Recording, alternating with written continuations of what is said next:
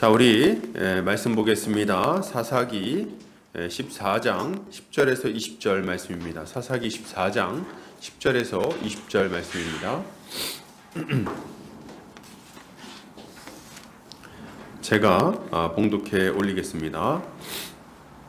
삼손의 아버지가 여자에게로 내려가매 삼손이 거기서 잔치를 베풀었으니 청년들은 이렇게 행하는 풍속이 있음이더라.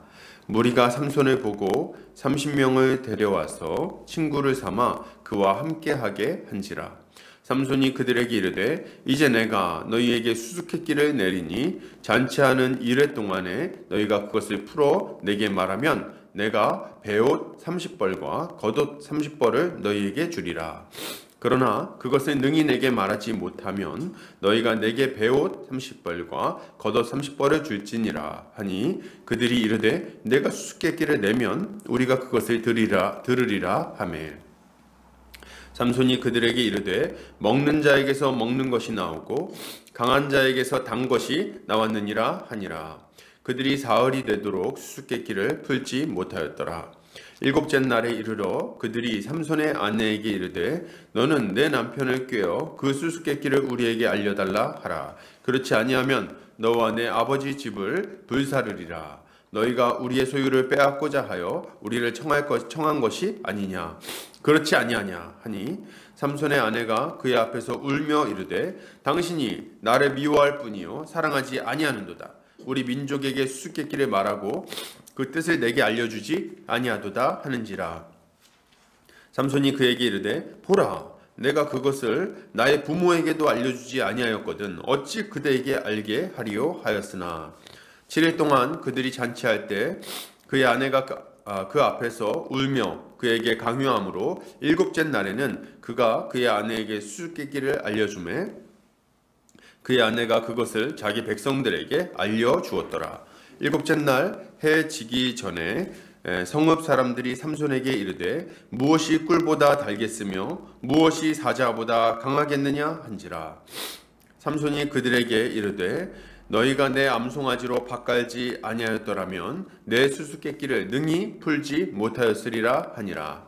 여호와의 영이 삼손에게 갑자기 임하시매 삼손이 아스글론에 내려가서 그곳 사람 30명을 쳐 죽이고 노력하여 수수께끼 푼 자들에게 옷을 주고 심히 노하여 그의 아버지 집으로 올라갔고 삼손의 아내는 삼손의 친구였던 그의 친구에게 준 바 되었더라.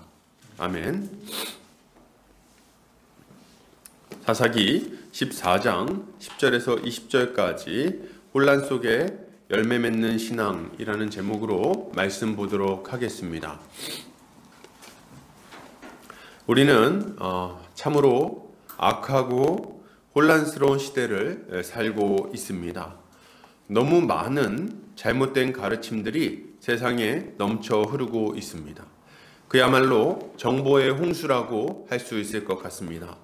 사람들은 각자 자기 소견에 옳은 대로 이것이 옳다, 저것이 옳다, 이렇게 살아야 된다, 저렇게 살아야 된다 주장하고 있습니다. 다 그렇게 얘기하고 있어요. 이게 맞다, 저게 맞다, 이렇게 살아야 행복하다, 저게 더 행복하다. 이런 시대에 우리에게 간절히 요구되는 것이 있습니다. 그게 뭘까요? 바로 분별력입니다. 분별력이 간절히 필요한 거예요. 무엇이 옳고 그른지를 분별하는 분별력이 없으면 잘못된 가르침에 휩쓸려서 순식간에 인생을 낭비하고 많은 고통을 당할 수 있기 때문에 그렇습니다.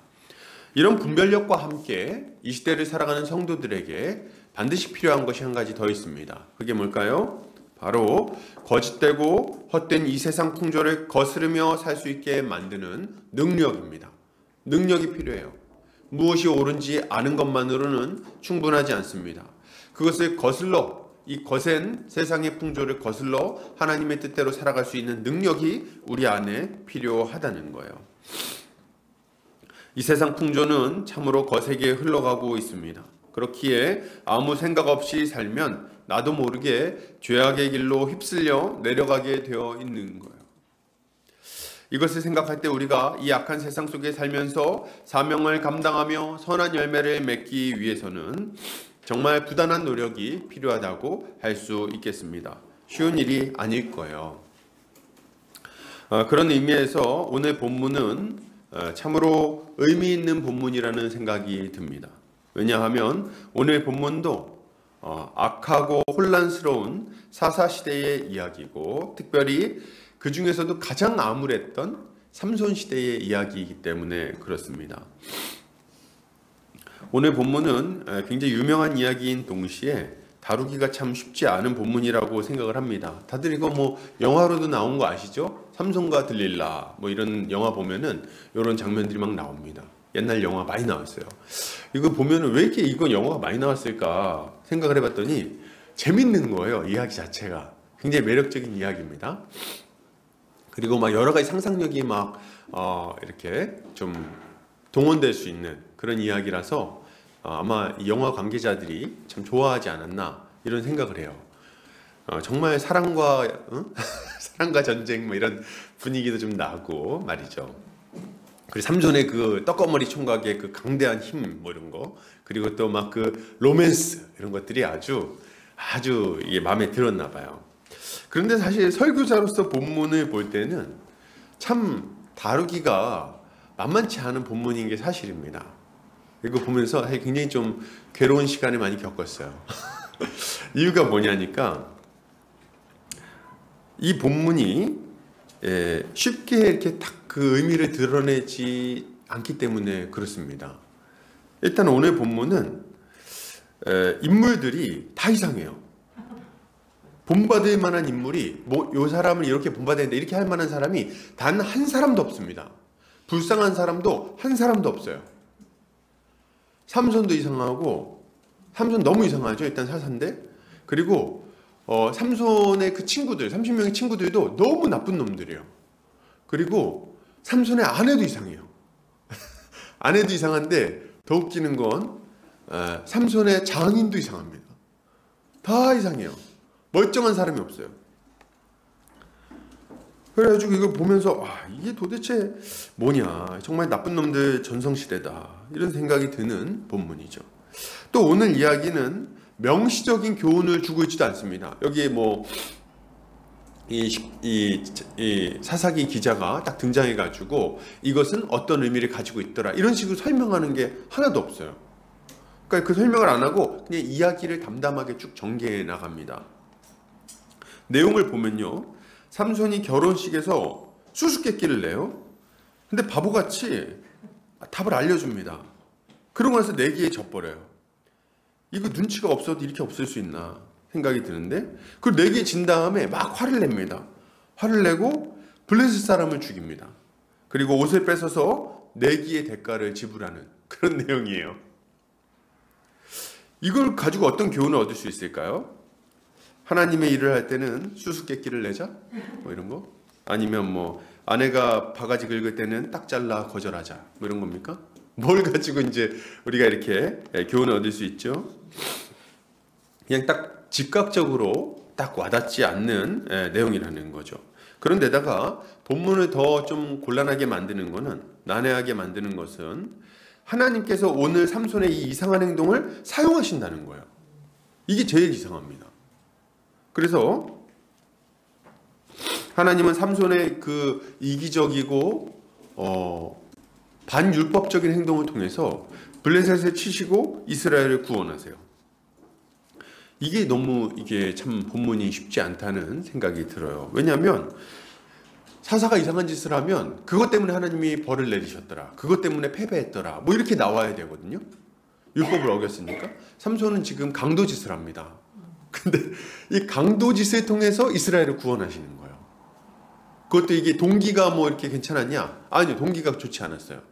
자기가 괜히 내기했다가 내기에 져가지고 그 내기 대가를 마련하느라고 사람을 30명이나 죽입니다. 근데 이제 하나님이 그걸 통해서 구원을 하시는 거예요. 그래서 이게 보면은 이게 도대체 뭔가 뭐 이런 생각을 지을 수가 없는 거죠. 그러면 여러분 오늘 성경은 왜 이런 식으로 전개가 되는 걸까요? 그 첫 번째 이유는 지금 삼손의 시대가 이 이야기를 통해서, 이 혼란스러운 이야기를 통해서 삼손의 시대가 얼마나 영적으로 어둡고 혼탁한 시대인지 혼란한 시대인지를 알려주고자 하는 것입니다. 그래서 이게 참 쉽지 않다, 이거를 알려주려고 하는 거예요. 이 시대가 얼마나 혼란스러운가, 얼마나 하나님의 가르침에서 진리에서 떠나 있는가, 이거를 알려주려고 하는 거죠. 그리고 두 번째 이유는 삼손의 시대와 같이 혼란한 시대를 살아가는 하나님의 백성들이 무엇을 조심하고 주의해야 하는지를 알려주고자 하는 것입니다. 그리고 세 번째 이유는 이런 악한 시대의 상황 속에서 사명을 감당하기 위해서 무엇이 필요한지를 동시에 알려주고 있는 거죠. 우리는 오늘 삼손의 본문을 통해서 혼란스러운 이 세상 속에서 하나님의 백성이 어떻게 살아가야 하는지, 무엇을 주의해야 하는지, 그리고 그렇게 살고자 할 때 무엇을 의지해야 하는지에 대해서 함께 살펴보도록 하겠습니다. 자, 오늘 본문 보겠습니다. 오늘 본문은 처음 시작이 삼손의 아버지가 딥나의 블레셋 여인에게로 내려가면서 시작이 됩니다. 근데 이제 삼손의 아버지가 내려가가지고 뭐 이렇게 잔치를 벌일 수 있도록 좀 이렇게 준비를 해줬던 것 같아요. 그래서 갔는데 그 이후에 그들의 풍속을 따라서, 블레셋 사람들의 풍속이죠. 블레셋 사람들의 풍속을 따라서 이 여자의 마을에서 잔치를 베풉니다. 10절, 삼손의 아버지가 여자에게로 내려가매 삼손이 거기서 잔치를 베풀었으니 청년들은 이렇게 행하는 풍속이 있음이더라. 무리가 삼손을 보고 30명을 데려와서 친구를 삼아 그와 함께하게 한지라.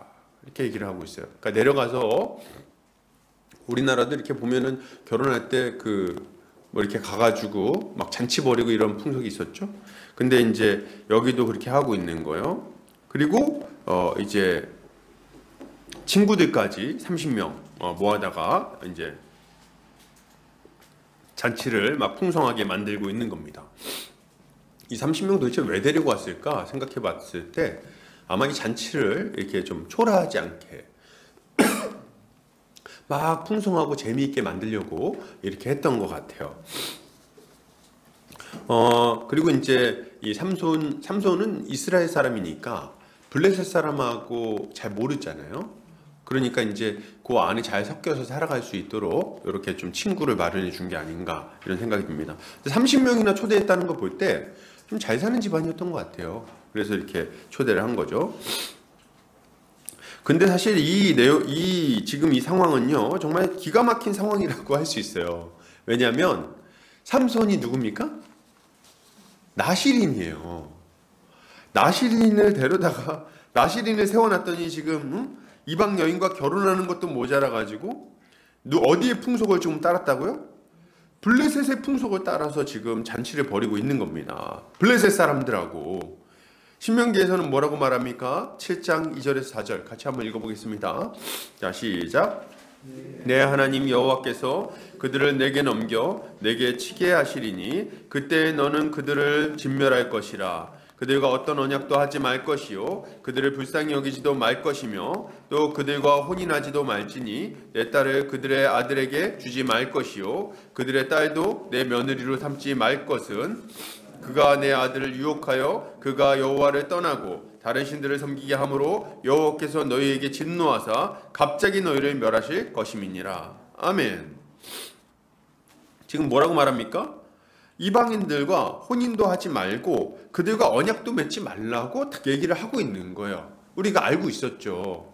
그러니까 지금 이걸 하면 안 되는 짓을 지금 하고 있는 겁니다. 그런데 지금 삼손은 그들과 결혼했을 뿐만 아니라 여자를 데리고 오는 게 아닙니다. 지금 보니까 어떻게 하는 거예요? 그들에게로 내려가서 잔치를 벌이고 친구를 소개받아서 그들과 섞여 살려고 지금 하고 있는 거예요. 그런 상황이 지금 벌어지고 있는 것입니다. 어떤 분들은 이거 보면서 근데 목사님 너무 빡빡하게 하지 맙시다. 어쨌든 좋은 게 좋은 거 아닙니까? 가서 싸운 것도 아니고 친하게 지내고 친구 소개받았는데 뭐 그게 뭐 나쁜 일입니까? 그렇게 생각할지 모르겠어요. 그런데 이것은 그렇게 단순하게 생각할 문제가 아닙니다. 지금 삼손은 여기 내려가가지고 이 사람들하고 친하게 지내면 안 돼요. 왜요? 왜 안 됩니까? 삼손이 이스라엘의 사사기 때문이에요. 이스라엘과 블레셋의 관계는 지금 대등한 관계가 아닙니다. 그냥 이웃 국가가 아니에요. 지금 상황이 어떤 상황이죠? 이스라엘 사람들은 블레셋 사람들에게 넘겨진 바 되어서 그들의 종이 된 상태였습니다.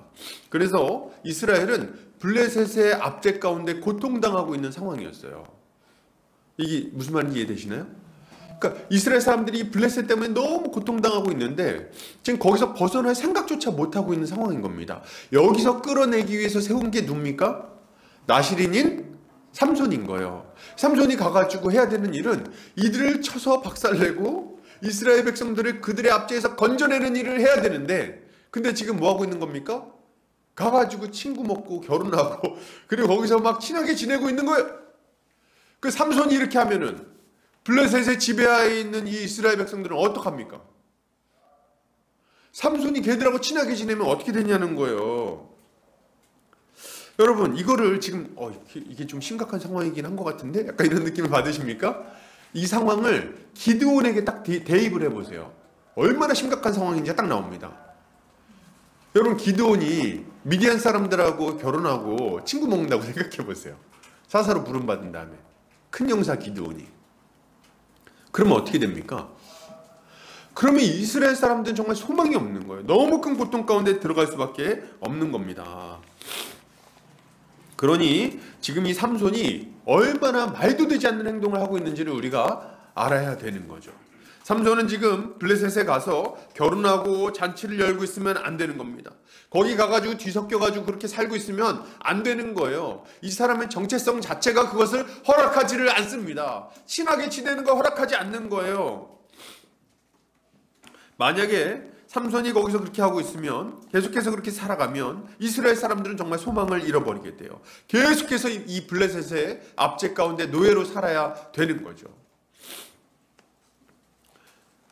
여러분, 삼손이 그들 가운데 있으면, 블레셋과 친하면 이스라엘 사람들은 어떻게 그 압제에서 벗어납니까?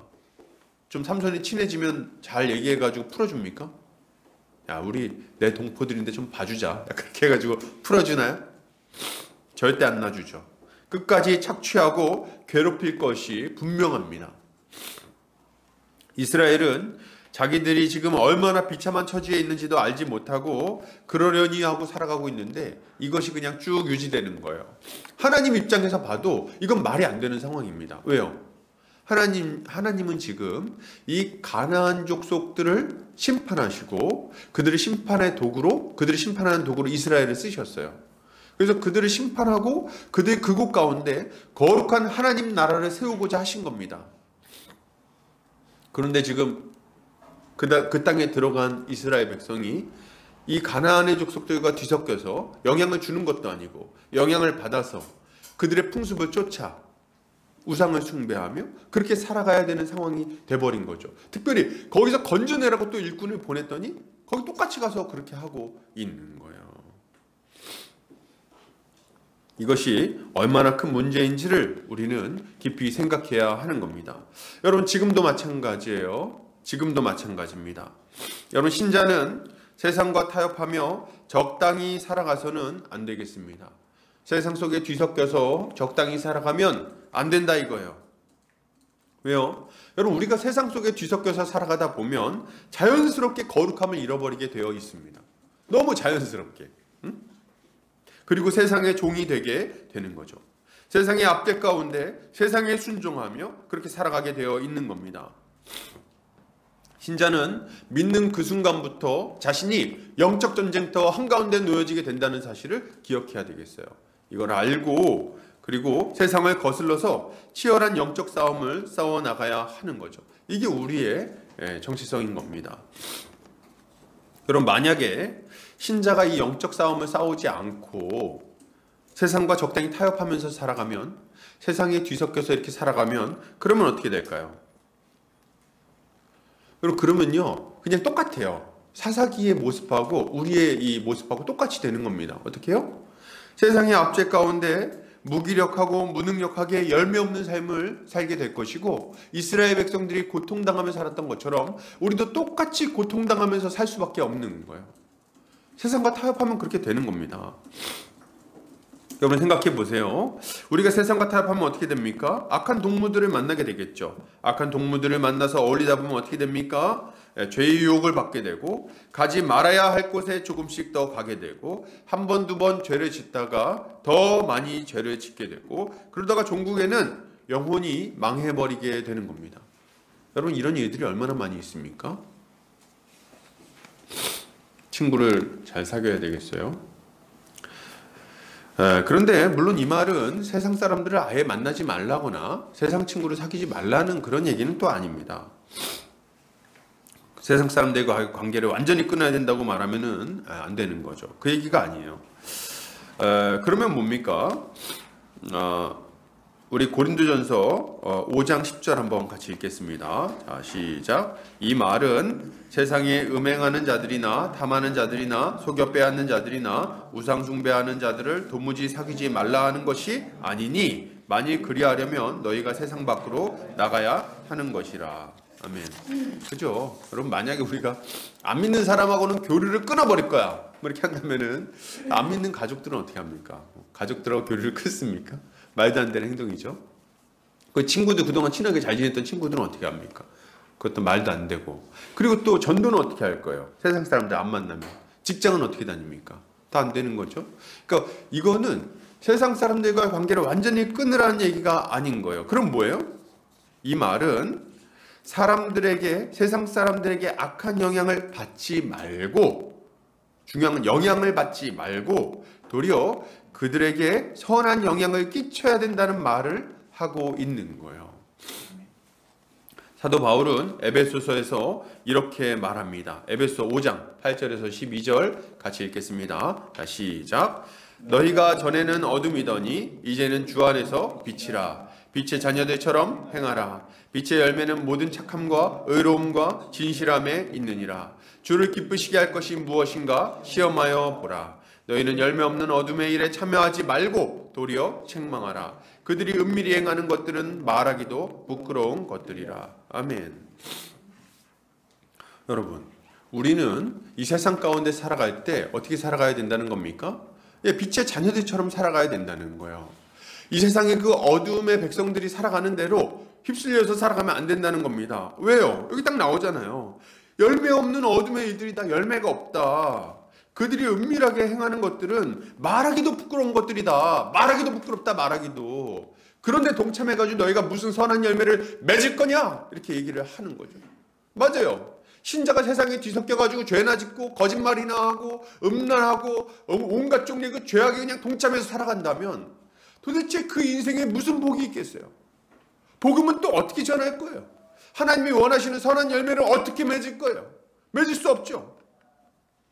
죄의 노예로 비참하게 살아가다가 완전히 망해버릴 수밖에 없는 거예요. 그래서 신자에게 필요한 건 뭡니까? 세상을 거슬러서 빛의 자녀로서 살아가는 게 필요한 겁니다. 목사님 알겠어요. 빛의 자녀는 그럼 뭡니까? 어떻게 해야 됩니까? 후레쉬 들고 다니나요? 아니죠. 그게 아니죠. 빛의 자녀는 그런 게 아니라 여기 딱 나오잖아요. 모든 착함과 의로움과 진실함으로 살아가는 것. 이게 우리가 살아가야 되는 모습이에요. 이게. 세상과 뒤섞이지 않고 영적 전쟁을 벌이며 세상과 싸우며 살아가기 위해서 우리에게 필요한 건 뭡니까? 여기 나오잖아요. 의로움, 착함, 진실함. 이게 필요한 거예요. 우리의 영적 전쟁은 혈과 육에 대한 것이 아닙니다. 사람이나 단체를 대상으로 싸우는 게 아니라는 거예요. 어떤 사람이 좀 우리 괴롭힙니까? 누가 좀 우리가 뭘 하려고 그러는데 방해를 하나요? 그래서 저 인간은 마귀 자식이야. 뭐 이렇게 생각이 듭니까? 저것 때문에 내가 그냥 신앙생활이 힘들고 저것 때문에 전도 안 되고 저 나쁜 놈. 뭐 이렇게 생각이 듭니까? 여러분, 우리의 싸움은 혈과 육에 대한 것이 아니요. 하늘에 있는 온갖 악한 영들에 대한 것이라고 분명히 얘기하고 있어요. 에베소 6장 12절 같이 읽겠습니다. 자, 시작. 우리의 씨름은 혈과 육을 상대하는 것이 아니요 통치자들과 권세들과 이 어둠의 세상 주관자들과 하늘에 있는 악의 영들을 상대함이라. 아멘. 우리의 싸움은 영적인 성격을 띠고 있고 실제적으로는 윤리적인 성격을 띠고 있습니다. 이걸 우리가 알아야 되는 거예요. 우리는 세상 속에서 거룩의 싸움, 진리의 싸움을 싸워야 하는 거죠. 이런 영적인 싸움이 무엇인지를 가장 잘 보여주신 분이 바로 예수 그리스도십니다. 예수 그리스도께서는 언제나 진리를 선포하여 하나님의 은혜를 드러내셨고 죄를 책망하셨어요. 그리고 죄에서 벗어나도록 사람들에게 요구하셨습니다. 모든 삶의 순간마다 의로운 삶의 모범을 보이셨으며 형제를 위하여 기도하셨고 섬기셨고 마침내는 십자가를 통해서 하나님의 사랑을 밝히 드러내셨어요. 이것이야말로 영적 싸움의 모범이라고 할 수 있는 겁니다. 여러분, 세상에 타협해서 휩쓸려 살아가지 않고 영적 전쟁을 벌여야 된다. 어떻게 해요? 예수님처럼 모든 착함과 의로움과 진실함으로 예수님처럼 빛의 자녀들로서 살아가야 하는 거죠. 우리는 하나님의 말씀을 부지런히 전하고 선포해야 되겠습니다. 그리고 우리가 먼저 이 말씀에 합당하게 거룩한 삶을 살아가야 됩니다. 세상 속에 살아가지만 거룩하게 구별된 삶을 좀 살아가라는 거예요. 여러분, 친구들한테 물어보세요. 나 좀 어떻게 변한 게 있는 거 같니? 물어보세요. 친구들이 얘기할 거예요. 너 요새 좀 미친 것 같아. 그러면은 여러분은 신자입니다. 근데 나 요새 좀 뭐 달라진 거 없어? 물어봤더니 네가 뭘? 이렇게 하면 고민해 보셔야 되겠어요. 네가 뭐가 바뀌었니? 옛날하고 똑같은데? 생각해 보세요. 우리 예수를 믿으면은 뭐가 나타난다고요? 모든 착함과 의로움과 진실함. 그 사람이 얼굴 표정부터 좀 밝아져요. 잘 웃게 되고 화를 좀 덜 내게 되고, 옛날에는 막 한번 건드리면 폭발할 것 같은 폭탄이라 그러면 이제는 좀 돌멩이같이 바뀌는 거죠. 무던해가지고 찔러도 반응이 없고 그런 거 있잖아요. 뭐라고 하면은 슬슬 웃고 얘가 제정신인가 생각이 들고, 이게 정상이에요. 모든 착함과 의로움과 진실함. 옛날에는 뭐 문제만 생기면 둘러대고 거짓말하느라 바빴는데 이제 예수를 믿고 영적 전쟁에 본격적으로 동참한 자들은 이제 그렇지 않는 거예요. 자기가 손해볼지라도 거짓말하지 아니하고 난처히 당할지라도 둘러대지 않는 거예요. 진실하게 얘기하고 성실하게 살려고 애쓰고 말이죠. 그리고 죄를 멀리하고 욕심을 절제하며 이웃에게 선을 행하는 겁니다. 이게 우리가 살아가는 영적 전쟁의 모습인 거예요. 그리고 이렇게 살아가면서 복음을 전파하고 그 가운데 오는 고난을 기꺼이 감내하는 것. 이게 우리가 영적 전쟁을 벌이는 모습인 것입니다. 사랑하는 우리 형제 자매님들, 부지런히 이 싸움을 싸우면서 선한 열매를 맺으시기를 바랍니다. 만약 신자가 이 싸움을 싸우지 않으면 정말 이 세상에는 소망이 없습니다. 신자가 복음을 전하지 않고 고난이 두려워가지고, 신자가 거룩한 삶이 힘들다고 거룩한 삶을 살지 않으면 세상 사람들은 여기에 빛이 있다는 것을, 여기에 진리가 있다는 것을 어떻게 알겠습니까? 알 수가 없어요. 계속해서 끌려가게 되어 있는 거예요. 우리는 주님의 부름받은 일꾼으로서 부지런히 이 영적 전투에 동참해서 하나님의 일들을 감당해야 될 것입니다. 이렇게 주님께 순종하며 선한 열매를 맺는 성도님들 되시기를 주의 이름으로 축복합니다. 계속해서 보겠습니다.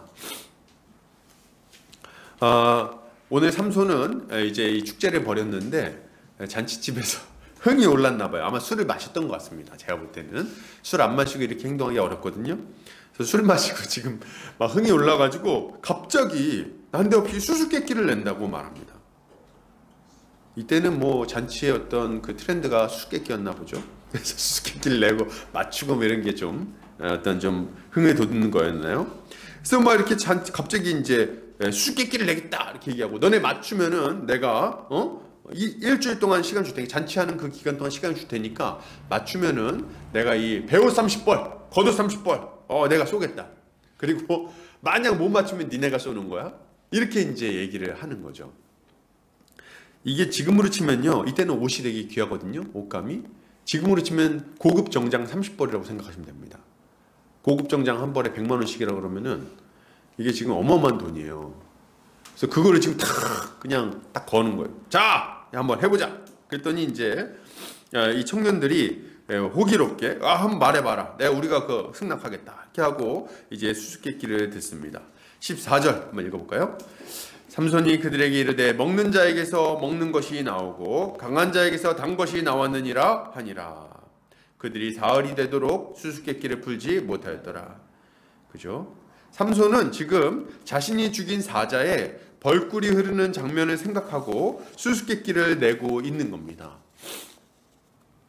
상황을 알고 있는 사람들에게야 뭐 쉬운 문제겠지만 상황을 모르는 블레셋 청년들에게는 그렇지 않았죠. 그들은 사흘이 되도록 수수께끼를 풀지를 못합니다. 근데 사실 저는 이 본문을 보면서 야 진짜 이 삼손은 진짜 경박하기 짝이 없다. 정말 개념이 없다 이런 생각을 합니다.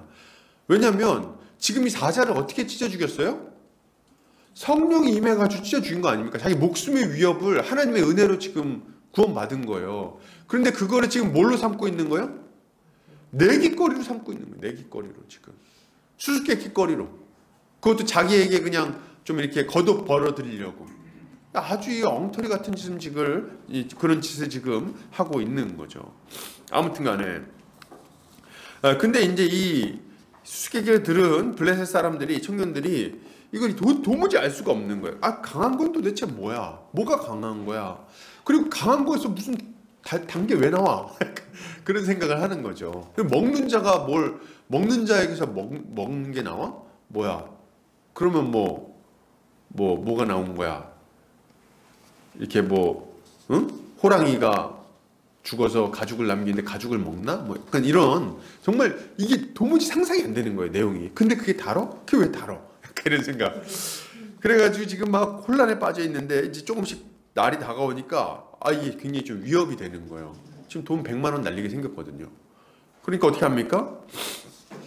삼손의 아내를 위협하기 시작합니다. 이 사람들이 진짜 나쁜 사람들이에요. 동정의 여지가 없습니다.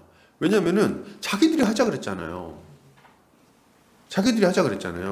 15절. 일곱째 날에 이르러 그들이 삼손의 아내에게 이르되 너는 내 남편을 꾀어 그 수수께끼를 우리에게 알려달라 하라. 그렇지 아니하면 너와 내 아버지의 집을 불사르리라. 너희가 우리의 소유를 빼앗고자 하여 우리를 청한 것이 아니냐. 그렇지 않냐 하니. 뭘 그렇지 않아. 그렇지 않기는. 아니 지금 자기들이 하자 그랬잖아요. 물어봤고 동의해가지고 한 거지 않습니까? 자기들은 30명이나 되고 그래가지고 자신만만하게 한 거 아닙니까? 무조건 자신들이 이겨야 되는 겁니까? 지면은 내야 되는 거잖아요. 리스크가 있는 거 아닙니까? 근데 이제 막 뒤집어 씌우면서 우리 못 주겠어. 너 만약에 이거 답 안 알려주면 다 불살라 버릴 줄 알아. 막 지금 이렇게 하고 있는 겁니다. 근데 여러분 이게요 그냥 위협이 아니에요. 왜냐하면 이후에 나오는 사건을 보면 압니다. 실제로 불질러 죽여요. 그래서 이 사람들은 지금 수틀리면 다 죽일 생각을 하고 지금 이렇게 위협을 하고 있는 겁니다. 그러니까 이제 삼손의 아내가 겁에 질렸나 봐요. 짜증도 났겠죠. 왜 누가 수수께끼 내달라고 하지도 않았는데 수수께끼 내가지고 잔치집에서 지금 잔치집을 초상집을 만들려고 하냐 이런 생각이 막 있겠죠. 그러니까 짜증도 나고 화도 나고 겁도 나고 막 그런 마음인 거예요. 그래서 삼손을 괴롭히기 시작합니다. 삼손도 인과응보. 삼손을 막 괴롭히기 시작하는데 수수께끼 답을 알려달라고 막 울면서 조릅니다. 근데 뭐라고 말합니까? 아내가 참 진짜 그 앞에서 울며 이르되 당신이 나를 미워할 뿐이요 사랑하지 아니하는도다. 우리 민족에게 수수께끼를 말하고 내게 알려주지 그 뜻을 내게 알려주지 아니하는도다 하는지라. 그러니까 이거를 일주일 내내 결혼식인데 거기서 울면서 막 하는 거예요. 당신이 날 사랑한다고 뭐 하려고 날 데려와? 왜 결혼한다 그랬어? 난리를 치는 거예요. 그러니까 이제 맨 처음에는 왜 이래? 이렇게 하면서 울지 말고 내가 당신 사랑하지 왜 안 사랑해? 무슨 말이야? 그게 좀 기다려봐. 30벌 받고 옷 30벌 받고 알려줄게. 얘기를 했을 거라고요. 근데 안 들어요. 난리가 났죠. 지금 막 뒤집어 엎는 거예요. 막 물건 던지면서 나가! 당신 같은 사람 보고 싶지도 않아. 뭘 결혼한다 그랬어. 사랑하지 않으면 당장 파혼해! 이렇게 하고 있는 거예요. 그러니까 이제 삼손이 거기다가 답변을 한다고 얘기를 하는데요. 이 삼손은 눈치가 진짜 1도 없어요. 뭐라고 답변합니까? 이렇게 말해요. 내가 그것을 나의 부모에게도 알려주지 아니했거든. 어찌 그대에게 알게 하리요. 우리 자매님들 남편한테 당신 왜 이거 나한테 얘기 안 했을 때 나 우리 엄마 아빠한테도 얘기 안 했는데 당신한테 뭐하러 얘기해. 이렇게 얘기하면 어떻게 될까요? 죽는 거예요. 그때는 지금 이거 죽는 겁니다. 이게 뭐 바보 같은 소리를 하고 있어요 지금. 아니 부모를 떠나서 지금 둘이 한 몸을 잃어가지고 분가했는데 지금 무슨 나 우리 엄마 아빠한테도 얘기 안 했어. 이거 마마 보입니까? 이런 이상한 소리를 하고 있는 거예요 지금. 그 아내가 더 화가 났어. 내가 보니까 더 화가 나가지고 막 이제는 진짜 진심으로 화가 났어요. 막 난리치고 나 사랑 안 하는구나. 그랬더니 이제 삼손이 견디지를 못했죠. 또 삼손은 여자에게 약한 남자, 그죠? 여자에게 약한 남자 아닙니까? 사랑꾼이에요. 그래가지고 하루만 더 참으면 되는데 이게 무슨 전설의 고향에 나오는 100일 채워야 되는데 하루 못 채운 것도 아니고 마지막 날 그걸 알려줘 버려요. 마지막 날. 그래서 어떻게 됩니까? 아내가 그거 딱 듣자마자 가가지고 블레셋 사람들한테 알려줍니다. 저는 이 아내도 너무 답답해요. 너무 이상한 사람이에요. 왜냐면 당장 그런 위협을 받았으면 자기 남편 아닙니까? 남편한테 그리고 그 재산이 자기 재산 아니에요? 가서 얘기를 했어야 될 거 아니에요. 자기야 나 지금 이 사람들이 이렇게 얘기하는데 이거 지금 왜 이렇게 만들어놨어? 지금 빨리 이거 수틀렸는데 이거 취소시켜. 이렇게 얘기를 해야 될 거 아닙니까? 근데 그거를 막 속여가지고 자기 남편을 이렇게 합니까? 말도 안 되는 거예요. 말도 안 돼 다. 그래가지고 이제 삼손이 내기에 지게 됩니다. 참 안타까워요 삼손도. 그죠? 알려줄 거면 일찍 그냥 첫째 날 알려주고 잔소리라도 듣지 않았어야 되는데 일주일 내내 고생하다가 마지막 날 그걸 알려줬어. 이게 무슨 짓입니까? 그래가지고 양복 30벌이나 되는 큰 돈을 지금 갚아야 되는 상황이 돼버린 거예요. 삼손이 무슨 직업이 뚜렷하게 있습니까? 보니까 나오지도 않아. 뭐 하는 직업인지 알 수가 없어요. 그러니까 30벌이 3천만 원 어디서 구할 거예요 지금 젊은 애가. 이게 괴로운 거예요 지금. 여러분 우리가 이것을 보면서 이 땅에서 영적 싸움을 싸우는 신자가 뭘 주의해야 하는지를 좀 우리가 배워야 되겠습니다. 이걸 배워야 되겠어요. 가장 먼저 우리가 생각해야 될 건 뭡니까? 우리가 지금 아주 강력한 영적 대적을 마주하고 있으며 영적 전쟁의 한가운데 있다는 것을 알아야 되는 거예요. 이걸 아는 게 먼저 중요합니다. 우리에게 대적이 있어요. 우리의 신앙생활은요 진공상태에서 진행되지 않습니다. 아무도 우리 안 건드리고 그냥 난 신앙생활 유지하기만 하면 되고 그런 게 아니라는 거예요. 그런 게 아니야. 우리의 영적 대적 누굽니까? 블레셋의 청년들이 악한 마음을 가지고 삼손을 대적했던 것처럼 악한 자 마귀는 신자를 대적하고 있습니다. 여러분 마귀는 상상 속의 존재가 아니에요. 마귀는 실존하고 있으며 지금도 한없는 적대감과 악의를 가지고 하나님의 백성들을 넘어뜨리고자 애쓰고 있습니다. 마귀는 에덴 동산에서 뱀의 모습으로 아담을 유혹했으며 의로운 욥을 시험했고 그리고 광야에서 예수님을 시험했습니다. 그리고 이제 우리를 시험하고 있는 거예요. 이게 지금 마귀가 하는 일이죠. 이런 마귀가 아주 즐겨 쓰는 방법이 있는데 그게 뭐냐? 오늘 이 블레셋 사람들이 삼손에게 한 것과 비슷한 행동을 합니다. 뭐예요? 가까운 사람을 통해서 우리의 신앙을 시험하는 겁니다. 우리를 유혹하고 시험하는 거. 이게 마귀가 잘하는 행동이에요. 여러분 잘 생각해 보세요. 우리가 싫어하는 사람이 우리한테 뭐라 그러면요 짜증은 날지 몰라도 그냥 안 들어버리면 그만입니다. 그죠? 관계 끊으면 돼. 손절 딱. 너 이제 나한테 연락하지 마라. 이렇게 하면 끝이에요. 잠깐 짜증나고 끝납니다. 근데 우리를 진짜 힘들게 하는 건 뭡니까? 가까운 사람들이에요. 도저히 관계를 끊을 수 없는 이런 사람들이 우리를 아주 고통스럽게 만들 때가 있는 거죠. 그래서 우리가 신뢰하고 사랑하는 사람이 우리를 비난하고 공격하면 이거는 참 견디기가 어려워요. 가족이라든지 사랑하는 배우자라든지 혹은 친한 친구라든지 이런 친구들이 막 우리를 괴롭히고 유혹하고 그러면 그렇게 버텨내기가 만만치가 않다는 거죠. 마귀도 우리가 이제 그런 것들이 약하다는 걸 잘 알고 우리를 시험하고 공격하는 겁니다. 알아요, 마귀가. 그래서 여러분 보면은 꼭 이렇게 얘기를 들어보면은 안 믿는 형제 자매랑 이제 결혼을 하고 나면은 언제 이렇게 탁 틀어집니까? 언제 틀어져요? 네, 토요일날. 토요일날 틀어집니다. 토요일날 막 틀어져가지고 야 우리 여행 가야 되는데 너 때문에 지금 야 주일에 지금 여행 가야 되는데 너 뭐 하는 거야? 하루만 빠져. 뭐고 대단한 일이라고 너 거의 목숨 걸었어? 네가 목사야? 막 이렇게 하면서 이제 막 말리는 거죠.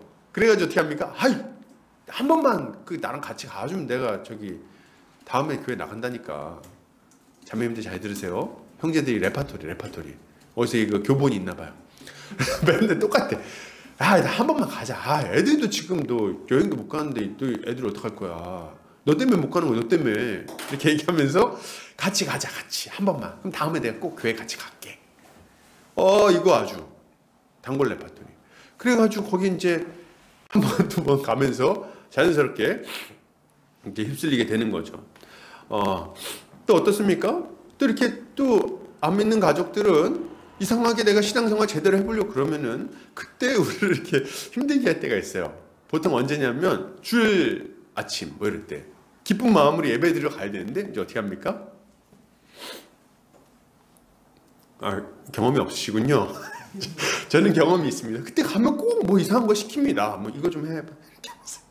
그리고 짜증을 막 부리듯 나게 합니다. 진짜 부리듯 일어나게. 그만 이렇게 좋은 마음에서 경건한 마음으로 주를 기뻐하며 감사하며 나가다가 승질을 내고 나오게 되는 거예요. 그럼 어때요? 예배 시간 내는 죄책감. 내가 뭐 한다고 지금 여기 나와가지고 지금 내가 진짜 신자가 맞는 거 이런 고민을 하면서 시간을 보내게 되는 거예요. 여러분 이게 그냥 자연스럽게 일어난 일이라고 생각하면 안 되는 거예요, 여러분. 영적인 원리가 있는 겁니다. 이걸 잘 알아야 되는 거예요. 여러분, 그러면 우리는 이런 마귀의 시험을 어떻게 이겨내야 될까요?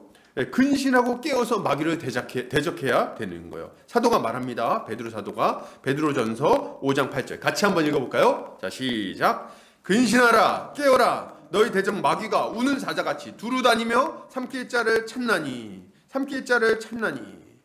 얘기를 하고 있잖아요. 여러분 마귀가 두루 다니면서 우리를 넘어뜨리려고 하고 있는데 잠들어 있어서 해야 되겠습니까? 잠들어가지고 흐리멍텅하게 하고 있으면 어떻게 됩니까? 잡아먹히는 거예요. 잡아먹히는 거야. 여러분 우린 영적으로 깨어 있어야 돼요. 그러면 이제 이때 여기서 우리 질문이 나오죠. 그럼 목사님 영적으로 깨어 있는 건 뭡니까? 커피라도 마셔야 되나요? 어떻게 해야 됩니까? 영적으로 어떻게 깨어 있습니까? 여러분 이것은 지금 상황을 영적으로 분별하며 대처하는 모습을 얘기하고 있는 거예요. 근신하고 깨어 있는 모습은. 이 지금 영적인 상황이 어떤지를 이해하고 딱 대처하는 것, 깨어 있는 것, 운전할 때 졸지 않고 깨어 있는 것처럼 우리의 인생이 어디로 가고 있는지, 어떤 상황을 맞이하고 있는지, 왜 이런 어려움이 오고 있는지를 분별하고 깨어 있는 것, 이게 영적으로 깨어 있는 거예요. 여러분 보세요. 삼손을 보세요. 삼손을 보면 영적으로 잠들어 있는 사람이 어떤 사람인지를 알 수가 있어요. 삼손 지금 어떻습니까? 자기 부인이 협박을 당하고 본인은 재산을 빼앗길 처지가 됐는데도 불구하고 그걸 모릅니다. 그걸 몰라요. 지금 상황이 왜 이런지 몰라요. 아내가 막 나를 사랑하냐 안 하냐 그러고 막 괴롭히잖아요.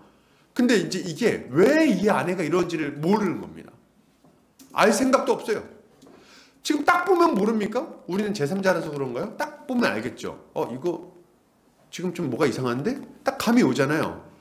감이 없는 거예요. 문제가 생겨서 자기가 너무 죽도록 힘든데 이 왜 힘든지를 이해를 못하는 겁니다. 왜 이 사람이 나한테 왜 이러는 거야? 왜 이 문제가 생기는 거야? 분별을 못해요. 그래서 뭐 하고 있는 겁니까? 가만히 버티고 있는 거예요. 버티고 있다가 내가 잘못했다. 그래 내가 얘기할게. 이러고 그냥 다 내줘 버리는 거죠. 영적으로 잠들어 있는 거예요. 멀쩡한 잘 있던 아내가 나 사랑한다고 어제까지 그러던 아내가 갑자기 난리를 치면 왜 이런지를 생각을 해야 될 거 아닙니까? 자, 여러분 내가 멀쩡하니 잘 신앙생활을 하고 있었는데 갑자기 힘들어집니까? 갑자기 뭐가 잘 안 되나요? 갑자기 교회 가기가 싫고 갑자기 말씀이 안 들어오고 갑자기 기도가 안 되고 갑자기 사람들이 밉고 그렇습니까? 왜요? 분별해야 될 거 아니에요. 분별해야 될 거 아니에요. 난 그냥 지금 마음이 싱숭생숭한 것보다 왜 싱숭생숭한데요? 왜? 그걸 생각을 해야 될 거 아닙니까? 지금 당장 상황이 안 좋아지고 있는 거잖아요. 내 신앙을 뺏기고 있는 거 아닙니까? 마귀가 내 인생을 망가뜨리려고 하는 거잖아요. 그러면 지금 어디서부터 문제가 생겼는지 딱 바짝 정신을 차리고 근신하고 깨서 대처를 해야 될 거 아닙니까? 이게 우리가 해야 되는 일들인 거죠. 어디선가 마귀의 공격이 들어오고 있다는 것을 알아야 되는 거예요. 이것을 분별하고 대처하는 것이 영적으로 깨어있는 모습이라고 할 수 있는 겁니다. 여러분, 그런 측면에서 우리는 예수 그리스도를 본받아야 되겠어요. 여러분, 예수 그리스도를 보시면 돼요. 영적으로 깨어있는 게 뭐야? 예수님을 보세요. 예수님은 공생애 가운데 계속해서 악한 자들의 유혹과 시험을 당했습니다. 그런데 그럼에도 불구하고 끝까지 말씀에 순종하셨어요. 그리고 십자가로 승리하셨죠. 우리는 이 예수 그리스도를 바라보며 우리가 어떻게 깨어있을 수 있는지, 어떻게 유혹과 시험에 대처할 수 있는지를 배워야 하는 거예요. 여러분, 예수님은 어떻게 이 모든 유혹과 시험을 이기셨습니까? 신적인 능력을 사용하셨나요? 아니요. 그게 아니에요. 우리 주님은 아침부터 밤까지 새벽에 일어나서 기도하시고 밤이 맞도록 기도하시고 우리 주님의 뜻에 순종하기 위해 부단히 노력하는 삶을 살았어요. 이게 영적으로 깨어 있었던 비결이며 시험을 이긴 비결입니다. 여러분, 우리 주님이 이 모든 시험을 이기셨을 뿐만 아니라 주를 믿는 자들에게 은혜를 구하면 주를 믿는 자들이 은혜를 구하면 우리 주님께서 은혜를 베풀어 주심으로 그 시험을 이기게 하십니다. 히브리서 기자는 이렇게 말하고 있어요. 히브리서 2장 18절 같이 한번 읽어볼까요? 자, 시작. 그가 시험을 받아 고난을 당하셨은즉 시험 받는 자들을 능히 도우실 수 있느니라. 여러분, 우리 주님이 우리와 동일한 시험을 받으셨습니다. 그리고 기도로 눈물의 통곡으로 그 모든 시험을 이기셨어요. 여러분, 마가복음을 보면 예수님이 사역하실 때 그 가족들이 어떻게 반응했는지가 나오는데 정말 우리 주님이 얼마나 고생하셨는지가 그냥 알려주는 하나의 좀 단적인 예라고 할 수 있습니다. 마가복음 3장 21절 한번 읽어볼까요? 자, 시작. 예수의 친족들이 듣고 그를 붙들러 나오니 이는 그가 미쳤다 하밀러라. 좀 대단하지 않습니까? 예수님의 가족들은요 미쳤다 그러고 막 끌고 가려고 막 그랬어요. 근데 예수님이 그들을 다 잘 그 위기들을 넘기시고 시험에 들지 않으시고 그리고 대처하셨죠. 이 모든 시험을 이기시고 마침내 하나님의 의를 이루신 거예요. 여러분, 우리가 이 영적 전쟁에 깨어서 싸우며 승리하기 위해서는 이 예수 그리스도를 바라보고 그의 은혜와 능력을 힘입어야 하는 겁니다. 그리고 예수 그리스도의 도움으로 이 영적 싸움에 승리하는 삶을 살아야 하는 거죠. 이렇게 예수 그리스도를 바라보며 그분의 은혜와 능력으로 승리하기를 바라는 모든 성도님들 되시기를 주의 이름으로 축복합니다. 자, 그러면 마지막으로 좀 살펴보겠습니다. 삼손이 내기에 지고 이제 난처한 상황에 처했을 때 그때 하나님이 이제 다시 일하기 시작하십니다. 19절 같이 한번 읽어볼까요? 자, 시작. 여호와의 영이 삼손에게 갑자기 임하심에 삼손이 아스글론에 내려가서 그곳 사람 30명을 쳐 죽이고 노략하여 수수께끼 푼 자들에게 옷을 주고 심히 노하여 그의 아버지 집으로 올라갔고. 삼손은 아스글론에 가서 그 전에 갑자기 하나님의 영이 갑자기, 여기 보면 갑자기라는 표현이 있거든요. 그러니까 아마 하나님이 약간 틈을 보셨던 것 같아요. 여기 보면 하나님께서 이스라엘 백성을 구원의 틈을 보고 계셨는데 지금 삼손과 블레셋 사람 사이에 딱 틈이 벌어지자마자 갑자기 성령이 강력하게 역사합니다. 그래가지고 삼손이 아스글론에 가가지고 30명을 때려 죽이죠. 그리고 노력하여서 내기의 대가를 지불해 버립니다. 언뜻 생각할 때 내기에 졌다고 성령이 임하는 것이 좀 이상하게 느껴지기도 하죠. 그러나 이것은 단순히 내기의 대가를 지불한 사건이라고 볼 수 없습니다. 이건 하나님께서 삼손을 들어 하나님의 구원 사역을 이루신 거라고 봐야 하는 거예요. 여러분, 그런 의미에서 삼손의 수수께끼는 그가 의도하지 않았을지라도 하나님의 구원 계획을 잘 보여주고 있습니다. 삼손의 수수께끼 뭡니까? 먹는 자에게서 먹는 것이 나오고 강한 자에게서 단 것이 나온다. 뭐예요?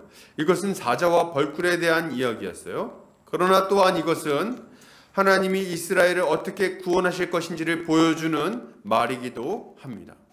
삼손은 강한 사자를 죽이고 꿀을 얻은 것처럼 이스라엘을 착취하고 괴롭히는 강한 자 블레셋을 쳐서 그들을 죽이고 그들의 옷을 빼앗았어요.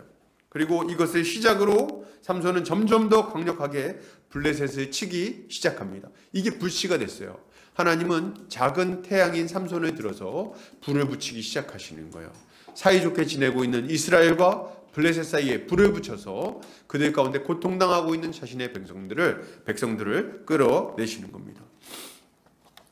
물론 이것은 삼손이 의도한 바가 아니었어요. 삼손은 그저 눈에 보이는 대로 마음에 내키는 대로 행동할 뿐이었죠. 그러나 전능하신 하나님께서 이런 삼손을 들어 구원의 몽둥이로 사용하고 계신 것입니다. 그런 의미에서 삼손의 수수께끼는 진정한 사사이신 예수 그리스도의 사역을 예표한 것이기도 합니다. 이걸 보면서 예수 그리스도를 또한 바라볼 수 있는 거예요. 왜요? 삼손이 사자와 블레셋을 죽이고 달콤한 꿀과 옷을 얻은 것처럼 예수 그리스도는 사자와 같은 마귀를 십자가로 물리치시고 꿀과 같이 달콤한 구원과 의의 옷을 우리에게 주셨기 때문입니다. 할렐루야. 그러나 이런 비슷한 면이 있지만 그리스도의 구원과 삼손의 구원은 질적인 면에서 아주 현격한 차이를 보입니다. 왜요? 삼손이 사자를 죽이고 블레셋 사람을 죽인 이유는 지극히 개인적인 이유였어요. 그는 온전히 자기 자신을 구원하고자 이런 일을 했으며 분노와 복수심에 사로잡혀서 이런 일을 했습니다. 그러나 우리 주님은 그렇지 않아요. 우리 주님은 자신 때문이 아니라 죄로 말미암아 죽을 수밖에 없는 죄인들을 위하여 십자가를 지셨고, 이렇게 우리를 구원하는 주님을 사로잡은 것은 복수심과 분노가 아니라 그 백성을 향한 불붙는 사랑이라고 할 수 있기 때문입니다. 주님은 영원한 대사사로서 진정한 의미에서 우리를 구원해 주신 거예요. 여러분, 이 말씀은 우리가 이 악한 세대 속에서 어떻게 선한 열매를 맺으며 사명을 감당할 수 있는지를 확실하게 알려줍니다. 여러분, 우리는 어떻게 끝까지 사명을 감당하며 선한 열매를 맺을 수 있습니까? 성령의 능력으로 이 일이 가능한 거예요. 하나님은 말씀하십니다. 스가랴서 4장 6절 같이 한번 읽겠습니다. 자, 시작. 그가 내게 대답하여 이르되 여호와께서 스룹바벨에게 하신 말씀이 이러하니라. 만군의 여호와께서 말씀하시되 이는 힘으로 되지 아니하며 능력으로 되지 아니하고 오직 나의 영으로 되느니라. 아멘. 무슨 말입니까? 지금 이 말씀은 성전 재건을 독려하는 스가랴 선지자를 통해서 하나님이 이스라엘 백성들에게 주신 말씀입니다. 하나님의 구원 역사는 힘으로도 안 되고 능으로도 안 되고 오직 성령의 능력으로만 이루어진다고 강조하고 있는 거예요. 아멘. 우리가 하나님의 은혜로 이 땅에서 열매 맺으며 승리하는 삶을 살기 위해서 필요한 건 뭡니까? 성령의 능력이에요. 성령의 능력. 성령의 능력으로 성령의 충만을 받아 이 사명을 감당하는 것입니다. 사도 바울은 이렇게 말합니다. 에베소 5장 18절 같이 읽겠습니다. 자, 시작. 술 취하지 말라. 이는 방탕한 것이니 오직 성령으로 충만함을 받으라. 아멘. 술 취하지 말라. 이는 방탕한 것이니 오직 성령으로 충만함을 받으라. 이렇게 얘기를 하고 있는 거예요. 왜 성령 충만을 받아야 됩니까? 성령이 충만해야만 주님이 원하시는 일들을 이룰 수 있기 때문에 그렇습니다. 성령이 충만해야만 이 성령으로 말미암아 예수 그리스도의 그 충만한 은혜를 공급받을 수 있기 때문에 그렇습니다. 그것으로 우리가 사명을 감당하는 거예요. 그리고 선한 열매를 맺는 거죠. 우리가 성령의 능력을 힘입어서 주님께 순종할 때 주님은 이 악한 세대 가운데 정말 우리가 상상조차 못한 구원의 역사를 이루어 가실 것입니다. 사랑하는 우리 형제자매님들, 예수 그리스도의 십자가야말로 어그러지고 망가진 모든 것들을 온전하게 만드는 힘입니다. 그리스도의 십자가야말로 반복해서 불순종하고 넘어지는 악한 자들을 죄에서 건져내어 온전한 하나님의 백성으로 만드는 하나님의 능력입니다. 이 예수 그리스도의 십자가 공로를 우리에게 적용시켜 주시고 또 이 십자가의 공로를 충만하게 누리게 하는 분이 누구시냐면 바로 성령님이신 거예요. 그래서 우리가 성령의 은혜를 구하고 성령 충만을 구하며 살아가야 하는 거죠. 우리 이것을 믿고 예수 그리스도의 이름을 부르며 성령 충만을 받아 사명을 감당하는 삶을 살아야 할 것입니다. 이렇게 살기를 힘쓰는 우리 성도님들 되시기를 주의 이름으로 축복합니다. 결론을 드립니다. 사랑하는 우리 형제자매님들, 시대를 분별합시다. 악한 시대지만 끊임없이 영적 전투에 뛰어듭시다. 이렇게 할 때 주님은 우리에게 충만한 지혜와 능력을 부어주셔서 하나님이 기뻐하시는 선한 열매를 맺게 해주실 것입니다. 오늘도 주님의 은혜로 한 주간도 승리하는 성도님들 되시기를 주의 이름으로 축복합니다. 같이 기도하겠습니다.